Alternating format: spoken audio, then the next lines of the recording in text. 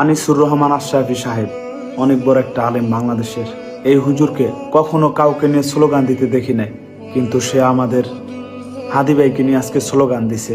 আমার মনে হয় হাদি ভাই মারা যাবার পর তার মতন কষ্ট বাংলাদেশের অন্য কোনো আলেম পায় নাই। তো ভিডিওটা সম্পূর্ণ দেখেন। হাদি ভাইয়ের রক্ত, হাদি ভাইয়ের রক্ত বৃথা যেতে দেব না। তুমি কে আমি কে, তুমি কে আমি কে,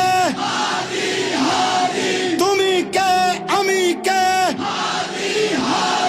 দিল্লি না ঢাকা,